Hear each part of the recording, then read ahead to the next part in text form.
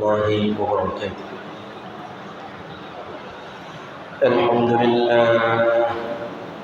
الحمد لله رب العالمين، والصلاة والسلام على أشرف الأنبياء والمرسلين وعلى آله وأصحابه أجمعين. أما بعد، فأعوذ بالله من الشيطان الرجيم.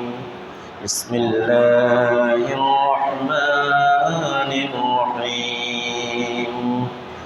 إن الله وملائكته يصلون على النبي يا أيها الذين آمنوا صلوا عليه وسلموا تسليما. صلى الله على سيدنا محمد وآله وأصحابه وسلم. صلى الله على سيدنا محمد وآله وأصحابه وسلم. صلى الله على سيدنا محمد وآله وأصحابه وسلم. رب اشرح لي صدري ويسر لي أمري واحلل عقدة من لساني يفقهوا قولي. سبحانك لا علم لنا إلا ما علمتنا إنك أنت العليم الحكيم.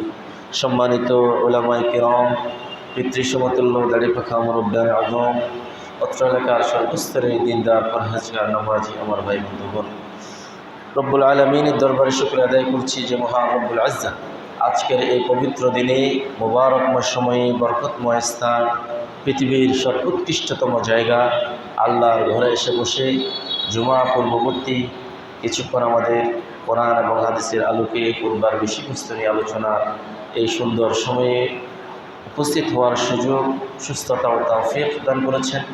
সে রব্বুল আলামিনের দরবারে শুকরিয়া আদায় করে হৃদয়কে উজাড় করে দিয়ে প্রাণ খুলে মুহাব্বতের সাথে বলি আলহামদুলিল্লাহ। লক্ষ কোটি তার চেয়ে অধিক দরুদ সালামের হাদিয়া আল্লাহ তাআলা আমাদের সকলের পক্ষ থেকে রহমাতুল লিল আলামিন, সাইয়্যিদুল মুরসালিন, শফিউল মুযনিবিন মুহাম্মদুর রাসূলুল্লাহ সাল্লাল্লাহু আলাইহি ওয়াসাল্লামের নূরানি কদম মুবারকে পৌঁছিয়ে দিন। সকলে মুহাব্বতের সাথে বলি আল্লাহুম্মা আমিন। প্রিয় হাজির, আজকে আমরা আমাদের সংক্ষিপ্ত পরিসরে সুনির্দিষ্ট সময়ে দুনিয়ার জীবনের সমস্ত কিছুর চাইতে যে আল্লাহ পথ মত দিন, এখানেই সমস্ত উপকার সফলতা নিহিত রয়েছে। এই ব্যাপারে সংক্ষিপ্ত একটি আমরা আলোচনা রাখার চেষ্টা করবো ইনশাআল্লাহ। আল্লাহ তাআলা আমাদের এই আলোচনাকে ইখলাসের সাথে করার বোঝা আমাদের প্রাত্যহিক জীবনে আমল করার তৌফিক দান করে সকলে বলি আল্লাহুম্মা আমিন। প্রিয় হাজিরিন, প্রতি জুমায় আপনারা হয়তো খেয়াল করেছেন আমরা প্রথম খুতবায় একটি আয়াতে কারিমা আমরা তেলাওয়াত করে থাকি। সেই আয়াতে কারিমায় আল্লাহ তাআলা আমাদেরকে, মুমিনদেরকে উদ্দেশ্য করে বলছেন, হে মুমিনরা, তোমরা মৃত্যুবরণ করবে না, আল্লাহকে ভয় করো ভয় করার মতো, এবং তোমরা ততক্ষণ পর্যন্ত মৃত্যুবরণ করবে না যতক্ষণ না তোমরা মুসলমান হয়ে যাও। তো হাজিরিন, একটু ভাবুক চিন্তা নিয়ে, মন নিয়ে আমরা একটু কোরআনের গভীরতায় যদি একটু প্রবেশ করতে চাই, তাহলে সেখানে দেখব আল্লাহ তাআলা উদ্দেশ্য করে বলছেন, হে মুমিনগণ। তাহলে মুমিন কারা? মানিল্লাযী আমানা বিল্লাহি ওয়া মালাইকাতিহি ওয়া কুতুবিহি ওয়া রুসুলিহি ওয়াল ইয়াউমিল আখির ওয়াল কদরি খাইরিহি ওয়া শাররিহি মিনাল্লাহি তাআলা ওয়াল বা'থি বা'দাল মাউত। যে ঈমানের যে 7টি মূল বিষয় আছে, আল্লাহ, রসুল, কিতাব, ফেরেশতা, দুনিয়ার পরবর্তী জীবন, তাকদীরের ভালো মন্দ, এই সমস্ত কিছুর উপর যিনি ঈমান আনবেন তিনি তো মুমিন, নাকি? কোরআন কারীমে হে মুমিনগণ বলে উদ্দেশ্য করে আহ্বান করে আয়াত কারিমা আছে প্রায় 88টি, যে আয়াতগুলি স্পেসিফিকভাবে কেবলমাত্র শুধুমাত্র উদ্দেশ্য করা হয়েছে হে মুমিনগণ।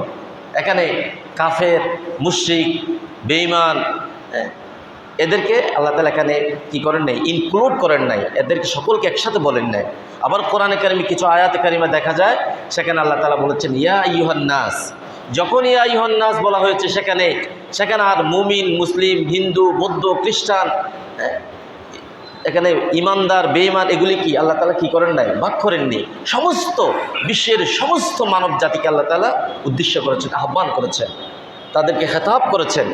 আবার কিছু কিছু আয়াতে কারিমা দেখা যায় ইয়া আইয়ুহাল্লাযীনা কাফারু, হে কাফেররা। তাহলে আমি এই জন্য বলছিলাম, কোরআনে কারিমের মুমিন, হে মুমিনগণ বলা হয়েছে, যারা, হে মুমিনগণ বলতে যারা ইমানদার তাদেরকে তো মুমিন, তারাই তো মুমিন। আল্লাহ তাআলা আবার বলছেন হে মুমিনগণ, তোমরা আল্লাহকে ভয় করো যথাযথভাবে, এবং ততক্ষণ পর্যন্ত তোমরা ইন্তেকাল, মৃত্যুবরণ করবে না যতক্ষণ না তোমরা মুসলমান হয়ে যাও। তাহলে আমরা তো মুসলমান আছি, ইমানদারই তো আমরা দাবি করছি। এরপরেও আল্লাহ তাআলা বলছেন না, তোমরা পরিপূর্ণ মুসলমান না হয়ে মৃত্যুবরণ। এই আয়াতে কারিমাটি আমরা প্রায় প্রতি জুমায়, প্রথম খুতবায় আমরা এবং অন্যান্য উলামায়ে কেরাম খুতবায় আয়াতে এই আয়াতটি আলোচনা করে থাকেন। আল্লাহ তাআলা বলছেন, বিসমিল্লাহ, ইয়া আইয়ুহাল্লাযীনা আমানু ইত্তাকুল্লাহা হাক্কা তুকাতিহি ওয়া লা তামুতুন্না ইল্লা ওয়া আনতুম মুসলিমুন। আল্লাহ তাআলা মুমিনদেরকে উদ্দেশ্য করে বললেন, হে মুমিন নরনারী, তোমরা আল্লাহ রাব্বুল আলামিনকে যথাযথভাবে ভয় করো, আর যতক্ষণ না তোমরা পরিপূর্ণ মুসলমান হতে না পারবে ততক্ষণ পর্যন্ত তোমরা মৃত্যুবরণ করো না। অর্থাৎ তোমরা আল্লাহকে ভয় করো, ভয় করার মতো যথাযথভাবে। শুধুমাত্র মসজিদ আসলে আল্লাহর ভয় তোমার হৃদয়ে জাগ্রত হলো, এরপরে তোমার ব্যবসা বাণিজ্য, লেনদেন, কাজকর্ম, চাকরি বাকরি, মুআমালাত, মুবাশারাত, পারিবারিক জীবন, দাম্পত্য জীবন, সাংসারিক জীবন, সামাজিক জীবন, রাষ্ট্রীয় জীবন, তোমার জীবনের যত ক্ষেত্র আছে সমস্ত ক্ষেত্রে তুমি আল্লাহ রাব্বুল আলামিনকে ভয় করো। সব জায়গায়, শুধু এক জায়গায় নয়। আজকে যদি এই ভয়ের এবং জবাবদিহিতামূলক মানুষের জীবন আচরণ যদি প্রতিষ্ঠা হয়ে যেত, মানুষের ভিতরে এই তাকওয়া যদি পরিপূর্ণভাবে আসতো, তাহলে একজন ব্যক্তি হজেও গেলেন আবার দুর্নীতিও করলেন, একজন ব্যক্তি নামাজেও আসলেন আবার তিনি অপরাধের সাথেও লিপ্ত হলেন, তাহলে এই দুইটা জিনিস একটার সাথে সাংঘর্ষিক, কখনো পরিপূর্ণতা যদি আসতো তাহলে এমন আমরা কখনো দেখতাম না। তাহলে এখানেই আমাদের ইমানের তাকওয়ার পরিপূর্ণতা আসেনি। আল্লাহ তাআলা আমাদের সকলকে তাকওয়ার পরিপূর্ণতা অর্জন করার তৌফিক দান করুন, বলি আল্লাহুম্মা আমিন। প্রিয় হাজিরিন, এরপর আল্লাহ তাআলা বললেন ওয়ালা তামুতুন্না ইল্লা ওয়া আনতুম মুসলিমুন, তোমরা পরিপূর্ণ মুসলমান না হয়। এর মানে হলে তোমার জীবনের সমস্ত কিছু তুমি দ্বীনের জন্যে, আল্লাহর জন্যে, দুনিয়াকে পাওয়ার জন্যে, আখিরাতকে বরবাদ না করে সমস্ত কিছু দিয়ে আল্লাহর কাছে সমর্পণ করে দেবে নিজেদের জন্য। আল্লাহ তাআলা কোরআন কারিমে রাসূলুল্লাহ সাল্লাল্লাহু আলাইহি ওয়াসাল্লামকে উদ্দেশ্য করে বললেন, হাবিব আপনি বলেন এবং আপনার উম্মতদেরকে আপনি শিখিয়ে দেন, তারা যেন বলে। কি বলবে? আল্লাহ তাআলা বললেন, কুল ইন্না সালাতি ওয়া নুসুকি ওয়া মাহইয়ায়া ওয়া মামাতি লিল্লাহি রাব্বিল আলামিন। এ হাবিব সাল্লাল্লাহু আলাইহি ওয়াসাল্লাম, আপনি বলুন, আমার নামাজ, আমার কুরবানি, আমার জীবন, আমার মৃত্যু সব কিছু আল্লাহ রাব্বুল আলামিনের জন্যে। আমার সমস্ত কিছু কার জন্যে? আল্লাহর জন্যে। এভাবেই তোমরা সমস্ত কিছুকে উৎসর্গ করে দিয়ে তোমরা পরিপূর্ণতার সাথে আত্মসমর্পণ করে নাও আল্লাহর কাছে, তাহলেই তোমরা মৃত্যুর জন্য প্রস্তুতি গ্রহণ করতে পারো। প্রিয় হাজিরিন, এজন্য আল্লাহ তাআলা কোরআনে কারিমে আরেক জায়গায় বললেন, তোমরা আল্লাহকে ভয় করো এবং আগামীকালকের জন্য রসদপত্র পাঠিয়ে দাও। আগামীকালকের জন্য তোমার সামানা, তোমার প্রয়োজনীয় জিনিসপত্র পৌঁছে দাও। অর্থাৎ আজকে এখানে আমরা আছি, এই জুমায়, আগামী জুমায় যে আমরা এখানে একত্রিত হতে পারবো এর নিশ্চয়তা আছে? আছে নাকি? নাই। যে কোনো অ্যাক্সিডেন্টে, যে কোনো রোগবালা মুসিবতে অথবা যে কোনো কারণে আমরা মুহূর্তের ভিতরে নাই হয়ে যেতে পারি না বলে? আমাদের চতুর্পাশে এরকম অহরহ ঘটনা ঘটছে, আমরা দেখছি। এগুলি থেকে যেন আমরা শিক্ষা গ্রহণ করতে পারি।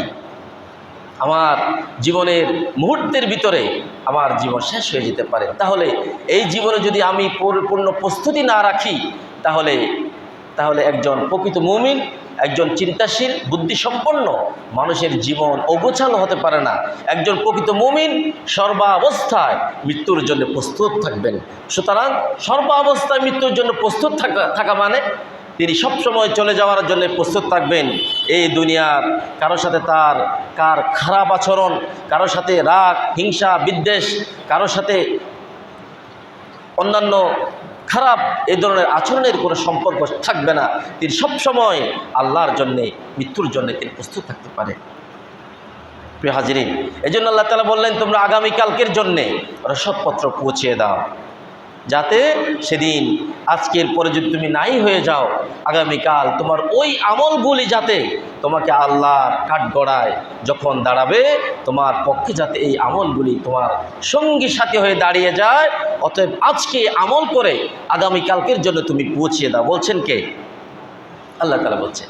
আল্লাহ তাআলা বলছেন, يا أيها الذين آمنوا اتقوا الله ولتنظر نفس ما قدمت لغد واتقوا الله إن الله خبير بما تعملون।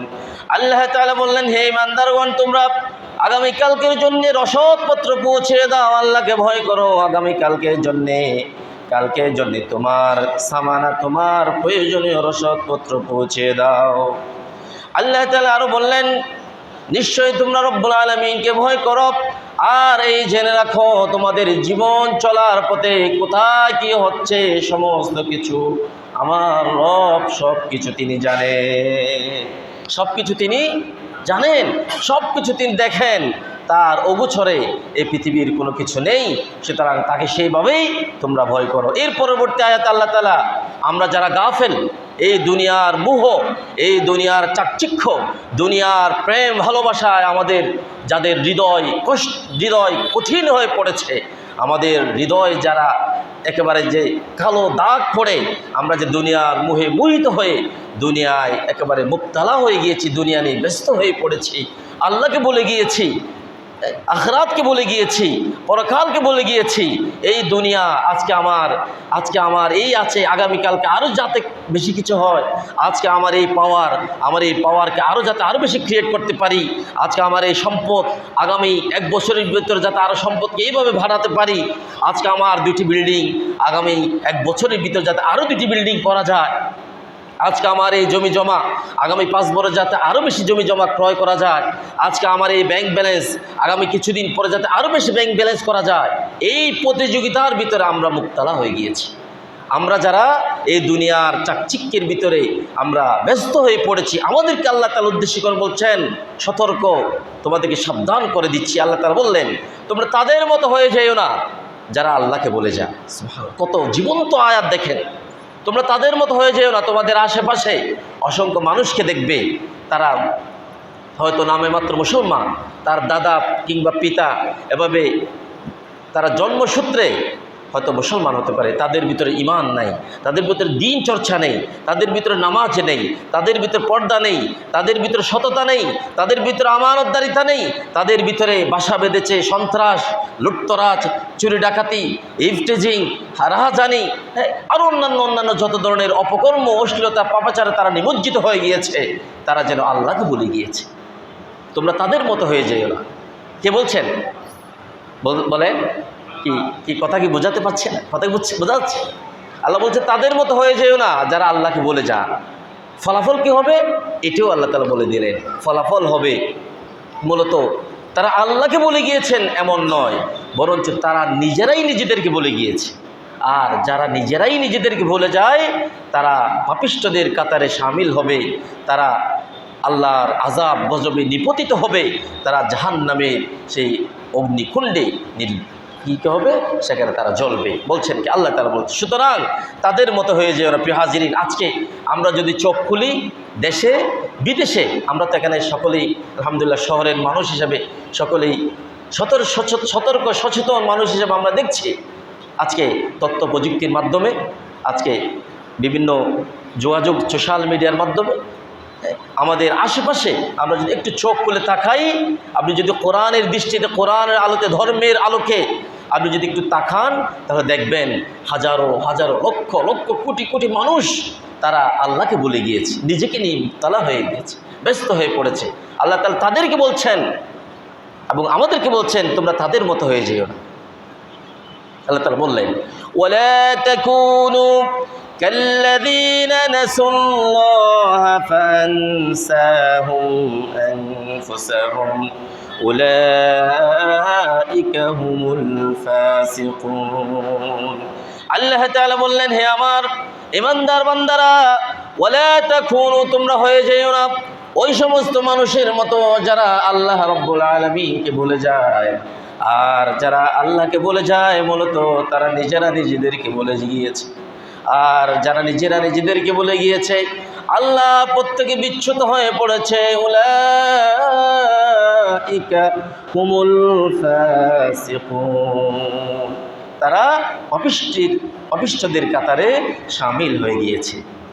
আল্লাহ তাআলা এই ফাসিকিনদের কাতার থেকে আমাদেরকে সালেহিনদের কাতারে শামিল হওয়ার তৌফিক, যোগ্যতা, ইলম, আমল, আখলাক, চরিত্র, আদর্শ, সেই সামর্থ্য আল্লাহ তাআলা আমাদের সকলকে দান করুন, বলি আল্লাহুম্মা আমিন। প্রিয় হাজিরিন, রাসূলুল্লাহ সাল্লাল্লাহু আলাইহি ওয়াসাল্লাম একটা হাদিস শরীফ আমরা প্রায় সময় আলোচনা করে আমরা সকলে জানি, ইসলামের মূল স্তম্ভ কয়টি বলে? 5টি। এই যে আমাদের এই যে একটা বিল্ডিং দাঁড়ানোর জন্য যে পিলার লাগে, স্তম্ভ লাগে, খুঁটি লাগে, ইসলামের মূল স্তম্ভ কয়টি? 5টি। এই থেকে যদি একটা গ্যাপ হয়, একটা যদি অনুপস্থিত থাকে, তাহলে ওই ব্যক্তি পরিপূর্ণ ইসলামে প্রবেশ করতে পারেন না। আল্লাহ তাআলা যে বললেন, তুমি ওয়ালা তামুতুন্না ইল্লা ওয়া আনতুম মুসলিমুন, পরিপূর্ণ মুসলমান না হয়ে তুমি মৃত্যুবরণ করবে না, অর্থাৎ মৃত্যুর আগে আগে তুমি তাড়াতাড়ি মুসলমান হয়ে যাও, ভালো মুসলমান, প্রকৃত মুমিন মুসলমান হয়ে যাও। আর প্রকৃত মুসলমান হওয়ার জন্যে স্তম্ভ কয়টি? 5টি। রাসূলুল্লাহ সাল্লাল্লাহু আলাইহি ওয়াসাল্লাম ইরশাদ করছেন, قال رسول الله صلى الله عليه وسلم بني الإسلام على 5 شهادة أن لا إله إلا الله وأن محمدا عبده ورسوله। 1 নম্বর সাক্ষ্য দেওয়া যে আল্লাহ ছাড়া আর কোনো ইলাহ নেই এবং মুহাম্মদ রাসূলুল্লাহ সাল্লাল্লাহু আলাইহি ওয়াসাল্লাম আল্লাহর রাসূল, আল্লাহর বান্দা। 2 নম্বরে ওয়া ইকামুস সালাহ, নামাজ প্রতিষ্ঠা করা, ওয়া ইতাউজ যাকাত, যাকাত প্রদান করা। যদি যাকাতের সমপরিমাণ সম্পদের মালিক হয়, ওই ব্যক্তি তার সম্পদ থেকে গরিব, অসহায়, মিসকিন, এতিম, মজলুম মানুষের জন্য নির্দিষ্ট একটি অংশ আল্লাহ রাব্বুল আলামিনের সন্তুষ্টির জন্য দিয়ে দেওয়া। রমাদানুল মুবারকের রোজাগুলি পালন করা। ওয়া হাজ্জুল বাইতি মান ইসতাতাআ ইলাইহি সাবিলা, এবং আল্লাহ সন্তুষ্টির জন্য হজ করা। তাহলে এই 5টি মূল স্তম্ভ, এখান থেকে যদি একটি গ্যাপ হয় তাহলে তিনি প্রকৃত মুমিন হতে পারবেন না। হাজিরিন, আজকে প্রসঙ্গত আমরা বলি, আমরা অনেকেই চাকরি করি, ব্যবসা বাণিজ্য করি, বিভিন্ন কর্ম করি। আমাদের যেহেতু জীবন আছে, পরিবার আছে, বউ বাচ্চা আছে, ঘরে বৃদ্ধ মা বাবা থাকতে পারে, হ্যাঁ, তাহলে আমাদের এই জীবন চলার জন্যে আমরা কি করি? যে কেউ না কেউ কোনো না কোনো কর্ম করি। পৃথিবীতে কোনো কর্ম ছোট নয়, কোনো কর্ম হিংসার নয়, কোনো কর্মকে অবহেলার নয়। যে যা যা কর্ম করে, সমস্ত কর্ম ইসলামে সমানভাবে মর্যাদা এবং সম্মানের অংশের অধিকার রাখে। তো এখন আমরা অনেকেই আমাদের জীবন চলার পথে কর্ম করলে কি হবে? যারা চাকরি করেন 9টা থেকে 5টা, অথবা যারা ব্যবসা করেন তারা ডে নাইট 24 ঘন্টা ব্যবসা বাণিজ্য নিয়ে চিন্তা ফিকির, আরও যারা অন্যান্য কর্ম করেন, এভাবে লেবারি থেকে শুরু করে দোকানদারি থেকে সমস্ত কর্ম, এই কর্মগুলো আমরা কি জন্য করি? একটু রিজিকের জন্যে। এই রিজিক আমাদের কি করবে? আমাদের একটু ভালো রাখবে, আমাদের ফ্যামিলিকে ভালো রাখবে, বউ বাচ্চা কাচ্চাকে আমরা কি ভালো রাখতে পারবো, তাদেরকে ভালো পোশাক পরিচ্ছদ করাতে পারবো, তাদেরকে ভালো লেখাপড়া করাতে পারবো, তাদের চিকিৎসা, মা বাবা থাকলে তাদের চিকিৎসা খরচ, এই তো আমাদের কর্মের মূল উদ্দেশ্য, এটাই না? আল্লাহ তাআলা বলছেন তোমাদের এই কর্ম করা, এটাকে ইসলাম অ্যাপ্রিসিয়েট করে, এটাকে ইসলাম উৎসাহিত করে, তোমরা কর্ম করো। কিন্তু এই কর্মের কারণে রিজিক তালাশ করতে গিয়ে রিজিকের মালিক যিনি, তোমরা যেন তাকে বলে না যাও। সুবহানাল্লাহ, কথা কি বোঝা যাচ্ছে? কর্ম করো, আল্লাহর কোরআন বলছে তোমরা কর্ম করো। আল্লাহর কোরআন বলছে, আয়াতে কারিমাটি জুমার দিন আমরা প্রায় সময় পড়ে থাকি। আল্লাহ তাআলা বলছেন, হে ইমানদারগণ, যখন মসজিদে মুয়াজ্জিনের সুললিত কণ্ঠে জুমার নামাজের জন্য আজান তোমরা শুনবে, তোমাদের সমস্ত ব্যবসা বাণিজ্য কাজকর্ম সমস্ত কিছু ফেলে দিয়ে তোমরা আল্লাহর জিকিরের জন্যে, নামাজের জন্যে মসজিদের দিকে চলে যাবে। এরপরে নামাজ যখন শেষ হয়ে যাবে, তোমার রিজিক তালাশের জন্যে, রিজিক অন্বেষণের জন্যে যে যার কর্মে ছড়িয়ে পড়বে। সুবহানাল্লাহ।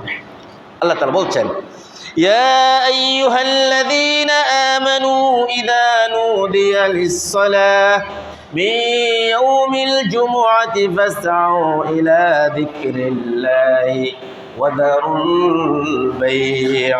আল্লাহ তাআলা বললেন, হে ইমানদারগণ, যখন তোমাদেরকে নামাজের জন্য আহ্বান করা হয়, তোমরা নামাজের দিকে দৌড়ে যাও, তোমরা দ্রুততার সাথে আল্লাহর জিকিরের দিকে তোমরা দৌড়ে যাও। ওয়াদারুল বাই', সমস্ত ব্যবসা বাণিজ্য কাজকর্ম সব কিছু তোমরা ছেড়ে দাও। যালিকুম খায়রুল লাকুম ইন কুনতুম তা'লামুন, যদি তোমরা বুঝতে, যদি তোমরা জানতে, এটি হচ্ছে তোমাদের জন্য কল্যাণ, এটি হচ্ছে তোমাদের জন্য বেশি উপকার। আর যখন নামাজ শেষ হবে কি করবে? আল্লাহর কোরআন বলছে, ফাইদা কুদিয়াতিস সালাতু ফান্তাশিরু ফিল আরদি ওয়াবতাগু মিন ফাদলিল্লাহ। আল্লাহর স্মরণে নামাজ আসলে, মসজিদে আসলে, নামাজ শেষ তোমরা আবার আল্লাহর জমিনে ছড়িয়ে পড়ো, আল্লাহর পক্ষ থেকে দেওয়া রিজিক, ফদল, অনুগ্রহ তোমরা তালাশ করতে থাকো। তোমার যে কর্ম হোক, যে চাকরি হোক, যে ব্যবসা বাণিজ্য হোক, দিন মজুরি হোক, রিক্সা চালানো থেকে শুরু করে ছোট দোকানদারি, মজুরি, কুলি মজুরি থেকে শুরু করে যেই কর্ম তুমি করো না কেন, সেখানেই ফজল, সেখানেই অনুগ্রহ, সেখানেই রহমত, বারাকাত দিয়ে দিয়েছেন কে? তুমি কর্ম করো, এই কর্মের জন্যে তুমি ছড়িয়ে পড়ো, আল্লাহর পক্ষ থেকে তালাশ করো, এবং তুমি এই কর্ম করার ক্ষেত্রে যাতে তোমরা আল্লাহকে বলে না যাও রিজিকের জন্য। কারণ পরবর্তী আয়াতে আল্লাহ তাআলা বললেন, এর একটি আয়াতে পরে আল্লাহ তাআলা বলছেন, মানুষ একটু ভালো রিজিকের জন্য মনে করে দোকান আর একটু 10 মিনিট খোলা রাখলে আর একটু ভালো কাস্টমার আসবে, আর একটু ব্যবসা বাণিজ্যে আজকে নামাজটা না পড়ি, হ্যাঁ আজকে এটা বাদ দেই, আমার যেহেতু এখন কাজ আছে না, আপনি সমস্ত কিছু ছেড়ে দেন। কার জন্যে? আপনি অটোমেটিকভাবে দেখবেন সেখানে অন্যরকম একটি বারাকা আসছে, রহমত আসছে। আমি উদাহরণ দিয়ে ছোট একটি কথা বলি। আমরা যখন বিভিন্ন লেখাপড়ায় বিভিন্ন পরীক্ষা আসতো, অনেক সময় পরীক্ষার আগের সময়ে সকল স্টুডেন্টরা যেভাবে পরীক্ষার আগের সময় খুব বেশি মনোযোগী হয়ে যেতাম, আমরা এখানে সবাই এরকম। এখন পরীক্ষার আগের সময়, এখন সময় নাই, খাওয়ার লিমিট, এখন গল্প করার সময় নেই, কথা বলার সময় নেই। অনেক সময় আমরা কী করতাম, এখন নামাজের জামাতে যাওয়ার সময় নেই, জামাতে গেলে কেন আবার লম্বা নামাজ, তার চাইতে মসজিদে রুমে যাই নামাজে 2 রাকাত পড়ে দেব। আমাদের একজন উস্তাদ বলতেন, তুমি যে নামাজে যাচ্ছ না জামাতে, একটু 10 মিনিট বেশি পড়লে একটা প্রশ্ন হয়তো বেশি ভালো আনসার করতে পারবে। তুমি মনে রেখো, তুমি জামাতে গিয়ে যে বারাকা পেতে, তুমি এই 10 মিনিট জামাত মিস করার কারণে যেই জিনিস তোমার মনে হচ্ছে তুমি বেশি পাচ্ছ, মূলত তুমি আরেকটা জিনিস হারিয়ে ফেলছো। তুমি নামাজের সময় হলে তোমার লেখাপড়া যেখানে আছে সেখানে রেখে মসজিদে যাও, নামাজে হাজির হও, এরপর আবার পড়ালেখা মনোনিবেশ করো, এরপর তুমি পরীক্ষার হলে যাও, তুমি পরীক্ষা দাও, দেখবে তোমার ওই রেজাল্টের ভিতরে আল্লাহর পক্ষ থেকে রহমত আসবে। সুবহানাল্লাহ, এটা আমরা বাস্তবে দেখেছি। অতএব ব্যবসা বাণিজ্য, চাকরি বাকরি, কাজকর্ম, ব্যস্ততা, এগুলাকে নামাজের জন্য প্রতিবন্ধকতা সৃষ্টি করে। যে বা যারাই আমরা যদি